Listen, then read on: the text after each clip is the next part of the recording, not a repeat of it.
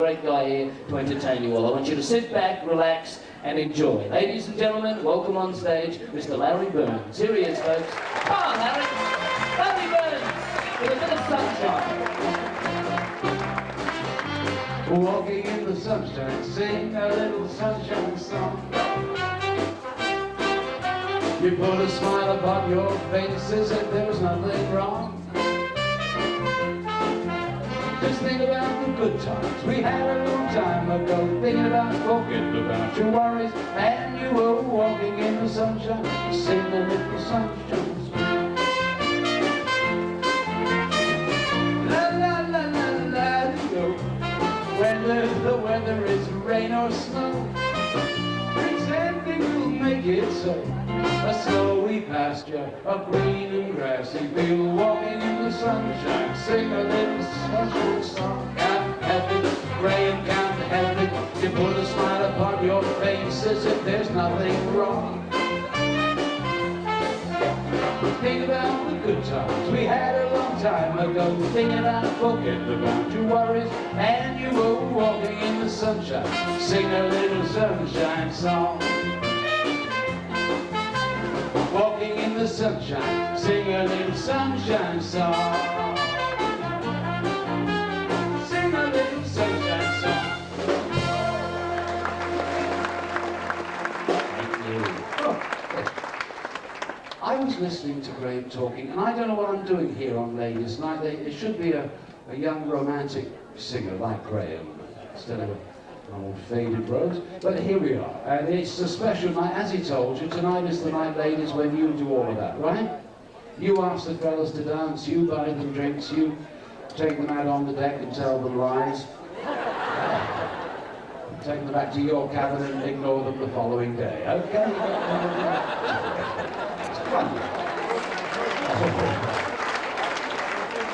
It's struck home, isn't it?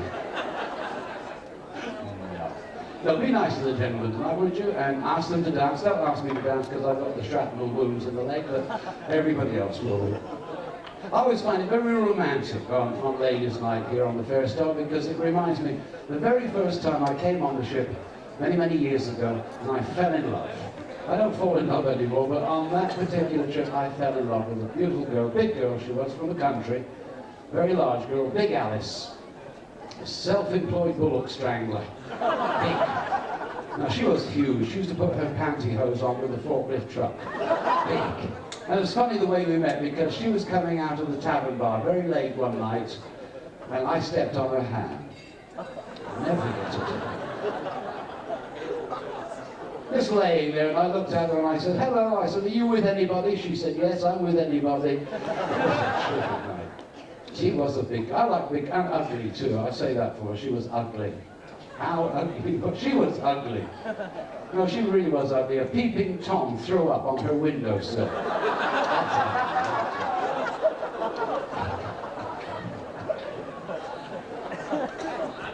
I do like big girls, and she was massive. She was the only girl I ever knew that had a steam-operated vibrator.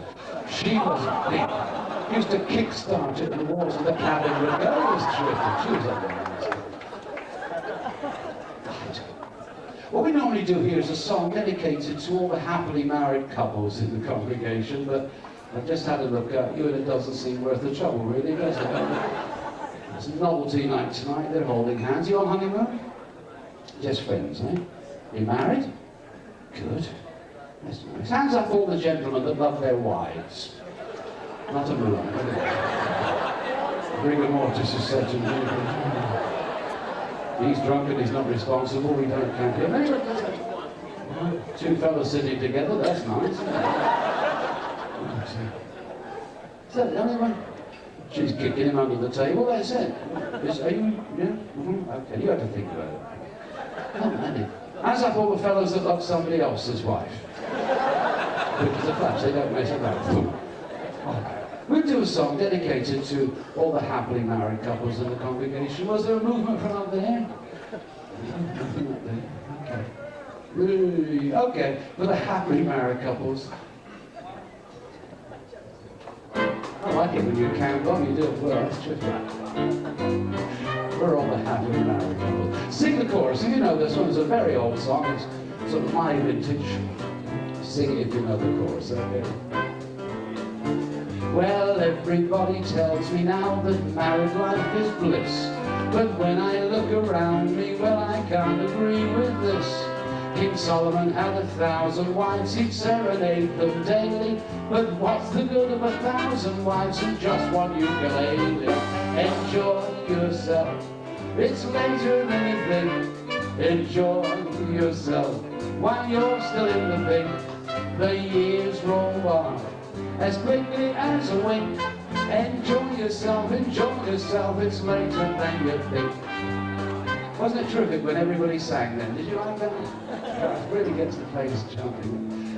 Well, we didn't do too well with the married couples, did we? What about the single people? Hands up all the available ones. All the available ones. Available ones? Available, not desperate to come Up there? Oh yes, I can understand why. Have we got any? They're all young ladies. I like the old ladies. Have we got any old ladies? I like the geriatrics, you know. No? I like the old ones because they're grateful.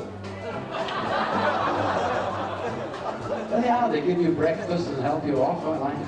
No? Never mind.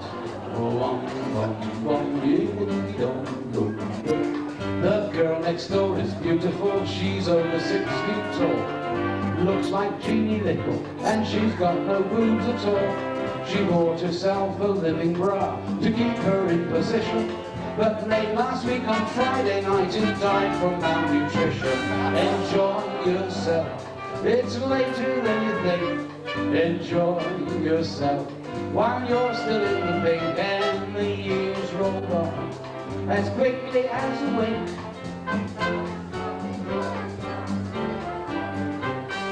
So you can do it when you try. Do we leave anybody out?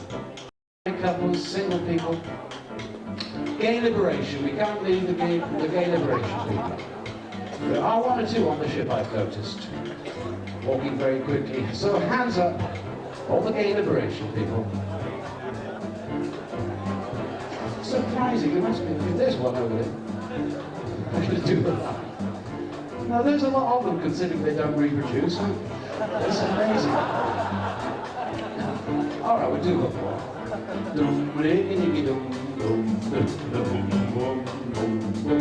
I once went to the movies. I found upon the floor a pair of ladies' pantyhose that wasn't there before. I asked a woman sitting near, she really looked a hag. If they were hers, she answered, no, mine are in my bag. Enjoy yourself, it's later than you think. Enjoy yourself while you're still in the pink. The years roll by as quickly as a wink. Enjoy yourself, it's later than you think.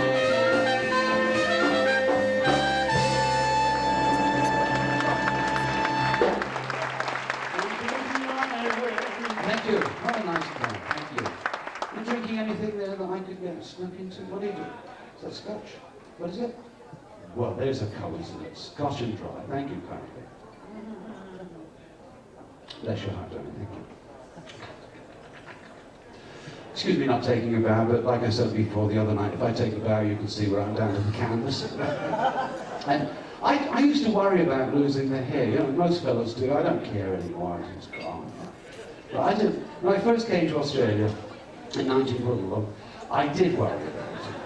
And I did, because I came to work at Checkers nightclub, and it was the period that, remember the hippies?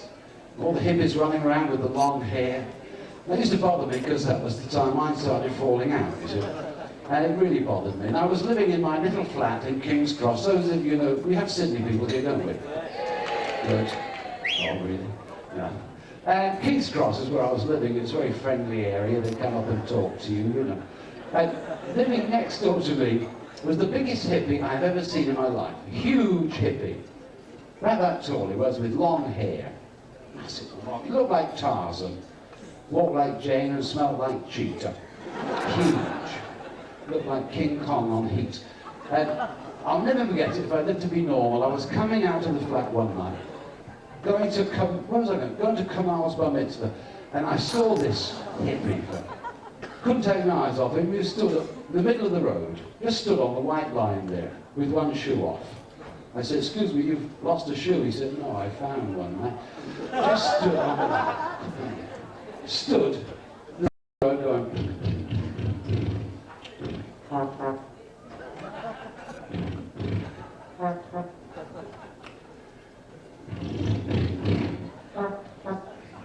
Fascinated me. I stood there, God. Couldn't believe it. Just stood there. So I went over to him. I couldn't stand it. I clutched his love beads. I think he liked it. And we sang Green Sleeves in a funny voice. Sure, I just stood there. I said, "Excuse me." I said, "Are you all right?" He said, "Yes."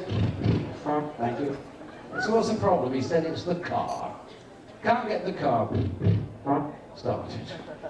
I said, "The car?" He just stood there. Then it suddenly struck me. I had a flash. I was wearing a raincoat at the time. I thought, that's it. I thought, that's it. He's on drugs. They do a lot of that in the cross. They smoke marijuana and roll up Tetley tea bags with a mainline Vegemite. So, because no, I know about drugs. I tried drugs when I was younger. My favourite was a mixture of LSD and prune juice. What a trip that was. And I read in one of the leading medical journals that you've got to humour them. If you ever see them like that, humour them, otherwise they get aggressive and stick a joss stick up your cap down. So he had been doing all that incidentally. He'd been sniffing Harpic.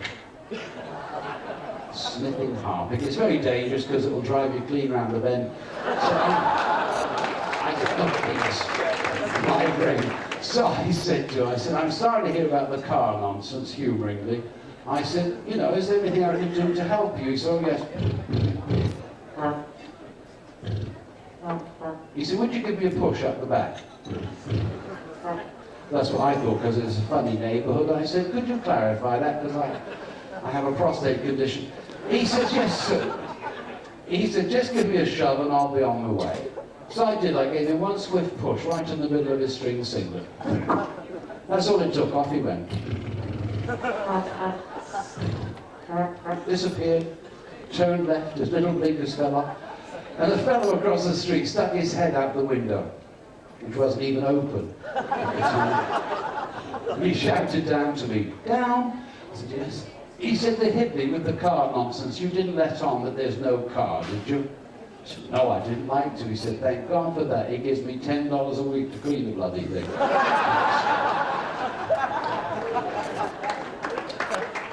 I said, "Oh yeah, I got sidetracked. I was going to say, yes, low ties. It's hot tonight, isn't it? Everybody breathe in." I was talking to some English people earlier, and I come originally from England, and I was talking to them because I'm not proud. Fake people from Brighton up there. And I come actually from the West Country in England, and I went back recently to see them. And this song is all about the family, because I come from a large family. There are 13 kids, as I told you before. But we don't have the record. The record is held by the woman next door. She's got 14 children, Mrs. Lovett. And our Lord Mayor, little Jewish fellow, very circumspect, thought, we'll put the village on the map. So he telephoned Buckingham Palace, you see, collect. And he got through, and he was talking to Princess Anne, which he was really knocked out. You know, he said, "Oh my God, Princess Anne," because he loves show jumping and swearing. So he said, "What a thrill to talk to you, Princess Anne, and your husband, what's his name?" And Princess Anne went, "Wonderful." He said, "How long have you been married now?" Princess Anne said, "How long is that?" "Let me talk to your mother." So they put the Queen on, had a long chat, and he said, "Listen, Your Majesty, I'm from this little village. The lady has 14 children. Could you pop down and do some sort of, presentation?" And the Queen said, "I'd love to. I haven't been out of the palace all week. I'll be down on the next Greyhound." Okay?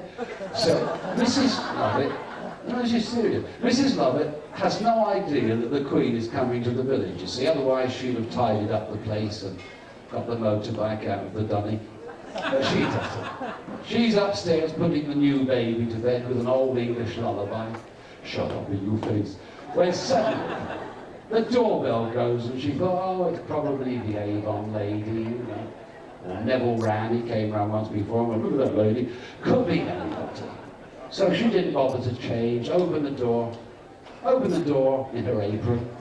Silly place to have a door, really. Should have seen where she had the letterbox, I don't know. Opened it, and there she was, the Queen, on her welcome mat, which was upside down at the time. It said Emo Clue.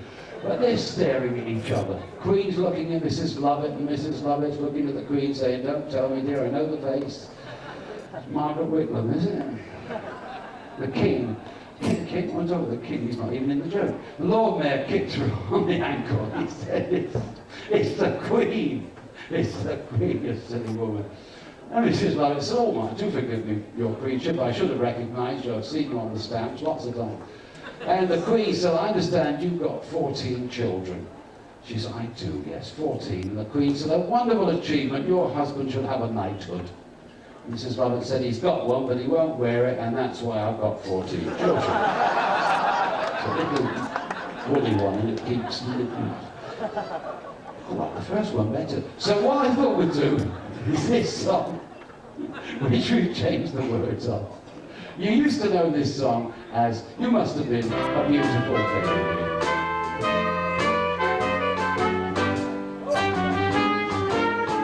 Oh, well, I must have been the horrible baby.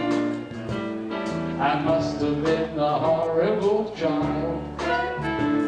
The first time that he caught me, my father nearly dropped me. It really drove my mother wild. Dad ran along to talk to the doctor, who told him to just settle down. He said nothing can be done for your little baby son, but there's really no need for you to frown, 'cause he really is a beautiful baby, but you're looking at it upside down. Just turn it over, you're looking at it upside down.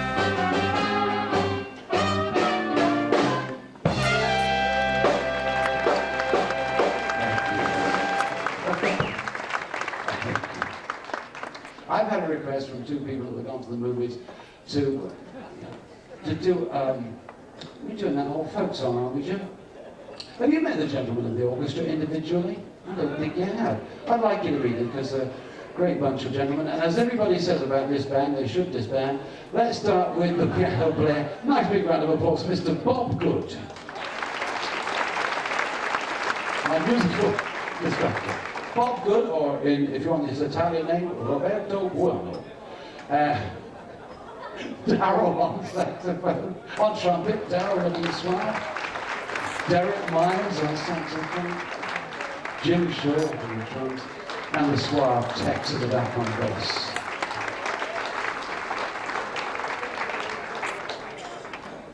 I have no idea. Can I have a little sip of your drink again? Is there anything left there? It's hot anyway, isn't it? Hot for a ladies' night. What I thought we might do, thank you very much. Since you are obviously a cultured intellectual crowd, it's none of the rubbish, we're a very suave crowd tonight, I thought we'd do a bit of culture at you. And this is one of those songs that you've heard before, but not in this particular form, because this is the actual Russian translation from an old Russian folk song. It's called Those Were the Days, but we're going to do it the original Russian translation way. And there is a chorus that you all know. We'd like you to sing the chorus. It's a true story. Concerns a Russian cavalryman called Ivor Legover, who used to love to sing, like George, right, the first one was, but used to, Russian cavalryman, and used to love to sing, very musical. And this particular night of which we speak, he had gone to the tavern, which was situated on the Russian-German border. Excuse me laughing, but somebody's got to start. Situated on the Russian-German border. And he was celebrating the fact that he'd just been made a sergeant. He wasn't too pleased about it, because he was a captain before. Thank you, Bob. Just tonight I went back to the tavern, where we used to sing and dance and play. And as I whirled you gaily in the barn dance, you told me you were in the family way. Those were the days, my friend, we thought they'd never end. We'd sing and dance forever and a day. We live the life we choose, we fight and never lose, for we were young and sure to have our way. La la la la la la la la la la la. Those were the days. Oh yes, those were the days. And on this particular night, Ivor felt like singing, so he went across the border into Germany to a German lunatic asylum. And he stood there singing Christmas carols outside this German lunatic asylum. Just stood there singing God Rest Ye, Jerry Mentlemen. 2, 3, 4. Not going to spoil my timing. And they loved him. They threw beer cans at him and let his tires down. So he came back. He was hungry by now. You know, he thought, I'll go back to the cafeteria around the back of the tavern. It's called the Bacteria. He walked in. He sat down there. It was late. He knew it was late because one of the German waitresses was there dusting off the sausage rolls. So he thought, she looks nice, I'll call her over. So he called her over. Rover! She came across. Most of them do. Sat down. He started chatting to her. He said, Fräulein, gorgeous, he said. Absolutely gorgeous. He started to sing to her. Thank you. All right. Yesterday I went back to the tavern. We sang and danced until the early morn. And when I saw your lovely long eyelashes, you told me your mother was frightened by a prawn. Nothing on the prawn joke.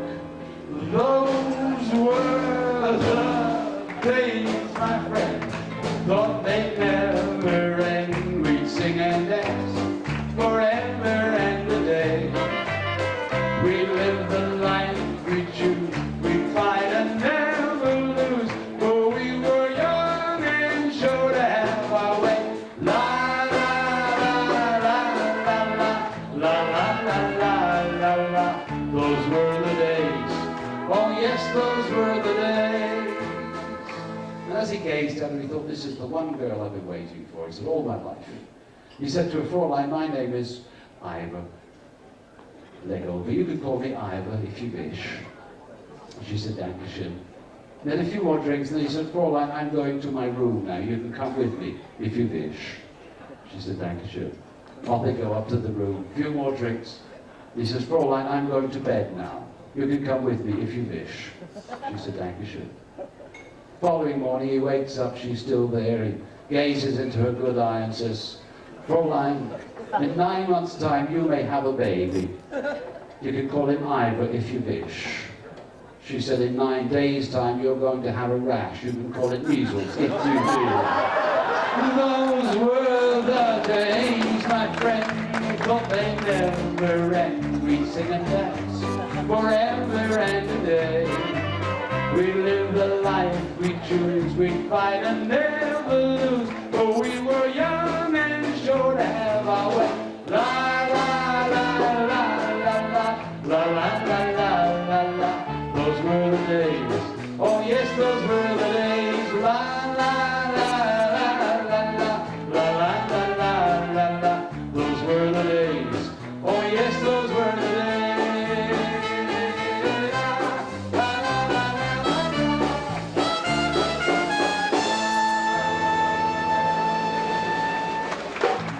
Thank you, Jason. All right.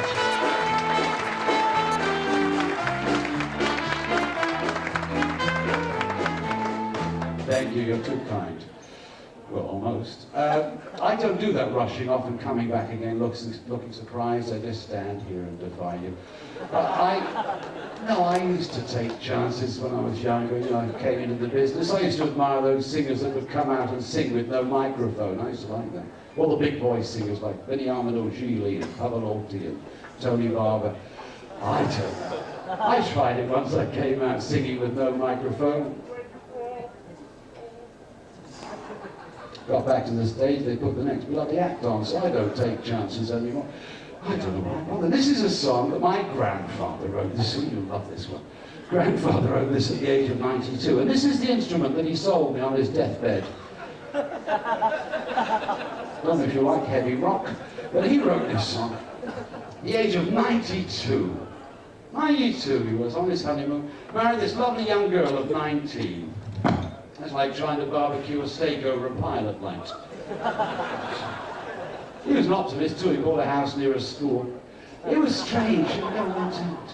Never went out, poor Grandad, ever since Grandma shot through with that Aboriginal Hell's Angel. She met him at hang gliding classes and just nicked off. That was it. And I said to him, I said, Grandad, you're active, you're 92, but you're active, got a white coat, you're a cruise director, you know. Get out and enjoy yourself. You can do it, 90. And I said, go to that club I went, you know, the one I told you about, the Leichhardt wife swapping and Tupperware club. I went once to a wife swapping place, it was great, I got a motorbike for mine. It's not much of an improvement really, because I've still got to kick-start it. Fell off again last week, that Jan Adele's a big girl. This song, no, it's really strange. I said, get out and enjoy it. Go to that wife swapping place. So he did. He put on his good suit, the roughnecks scarf with the 2 pairs of trousers. And he's got very thin legs. And he's in there, you know, rap dancing to Kamal Records. And he looked across. The most beautiful girl he's ever seen in his life stood in the corner. Just gorgeous she was. Long blonde hair, orthopedic thongs, see-through blouse. Oh, gorgeous. And tiny little red hot pants. He took one look at the hot pants and he came over all unnecessary, you know. Could not contain himself. Fell off his skateboard, went straight across. He said to her, he said, I couldn't help noticing your lovely little tiny hot pants. She said, well, actually, they're Trent Nathan's. He said, well, they look better on you, dear, don't give them back. She said, no, no. Very tight, aren't they? She said, yes, they are. Very tight. He said, well, how'd you get into them? She said, you could start by buying me a gin and tonic. Now, could you save it until later? I've got a very weak finish, that's right. Now, they came home all excited. He said, I'm engaged to this lovely young girl. She's a nurse. Her name is Ophelia Pulse. I just want your blessing, he said. And a pop-up toaster. I said, just a second. And you're what, 92? And she's 19. He said, yeah. I said, that's a bit dangerous. I said, go to the doctors. Would you have a checkup? Or any other nationality. So he did. I'm not waiting anymore. He went to the doctors. The doctor was great. Went all over him with a rubber hammer and a wet copy of the Women's Weekly, which comes out once a month now, but they dare not change the name. It's strange, really. Especially since it's a periodical. And he went all over him and he said, listen, he said, you're 92, she's 19, I have to warn you. He put his rubber gloves on, he went, warn, warn. A wedding like this, I do it for myself, a wedding like this, he said, could prove fatal. And Grandad said, well, if she dies, I'll get somebody else. He lasted 3 days. 3 days after the wedding, he fell off, dead. Died of a strange new complaint called ecstasy. It took the undertaker 3 days to get the smile off his face. Took him another 4 days to get the coffin lid shut. Because he had protruding teeth. But before he popped off, he wrote this, oh, excuse me. Hello. Oh, if anybody wants to call me, the ukulele number is 57239. It's the Prime Minister of Australia. Yes, Mr. Hawke, I'm sorry to hear the bad news about you and Hazel, yes. I understand that Hazel is divorcing you because you're not doing to her what you're doing to the economy of the country.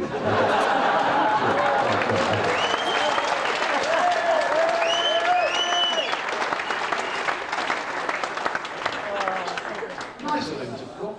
Anyway, before Grandad popped off, he wrote this song on the back of an instant lottery ticket, and we do need your help on this one. 2 little claps every now and again, or as we musicians call them, clapettes, and hope they clear up quickly. Look, you can't miss it, we've left a space in the music. Get in there. Oh, it's good, it's a little chord is out, that's why. Okay, now you probably know this song because it was not a big hit. It never became a big seller. It's a shame because he gave it a lovely title. Grandad called it You Could Have Had Me While I Was There, but I went away because I didn't think you liked me very much. Now you keep calling me up to tell me you really don't love me. It's too late now because I'm in love with the cruise director's blues. Some of you know it, fine, but for those of you that don't, just 2 little claps every now and again. Could you give me a C7, please?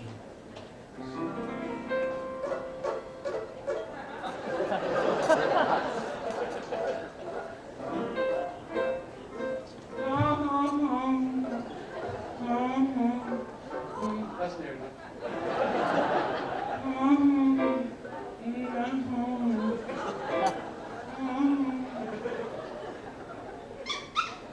That's it, okay.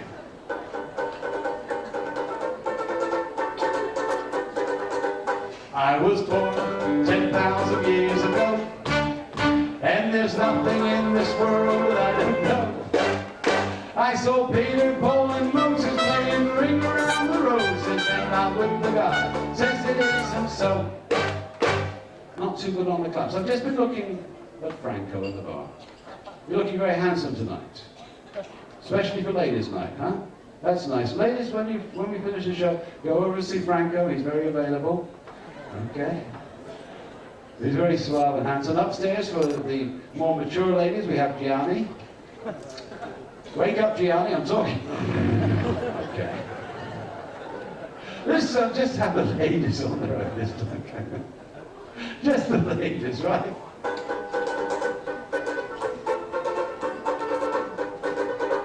I was there when Josephine prepared for bed, and I heard the very words Napoleon said. Not tonight, Josephine, I'll just have my own tea. But I was the guy that jumped right in instead. Not very good clappers tonight, I'm telling you. First crowd were terrific. They clap well. Gentlemen, let's have a little bit more noise from the gentlemen this time. Okay, alcoholics, sex maniacs, flashes, streakers, bus conductors, stamp collectors, all the gentlemen, right? Lots of clappings on this one.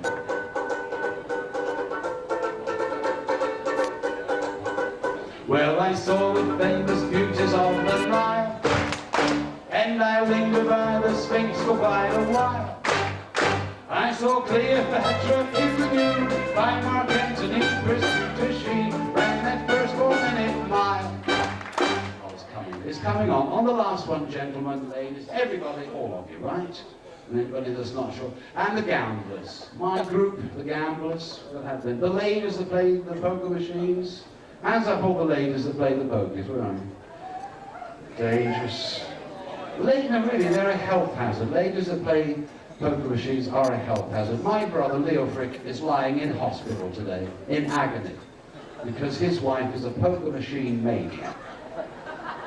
She goes to the club every day, plays the pokers, rushes home, gets his tea, a bread and frog, a dim sum, and a good one on Fridays, and straight back to the club again and plays the pokers. And it's got to the stage now that she goes to sleep at night and dreams that she's still playing the pokers. Which is why my brother's lying in hospital in agony. It was a terrible shock to the system. My brother had no idea what was going on and was fast asleep, dreaming away, having erotic fantasies about Ita Buttrose in Kimby's, and his wife was dreaming she was playing the pokies, and the next thing my brother knows, jackpot. Brought tears to his legs. I had to pick him up bodily, carry him to the doctor's in the string bag, I put him on the desk. The doctor looked at him, he said, what goodness gracious me. English doctor. He said, don't like the look of that. He said, well, bread poultice on that nurse. How did it happen? I said he was asleep, doctor, and his wife was dreaming she was playing the pokies, and the next thing my brother knows, instant hurtings. The doctor said, I don't understand that. He said, while his wife was doing all of that nonsense, why didn't your brother say something to her? My brother looked up, he said, what can you say with a mouthful of bloody 20-cent pieces?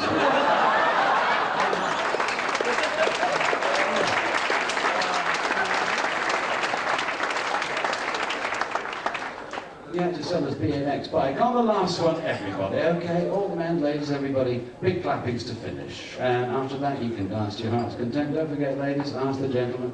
Gentlemen, do the best you can.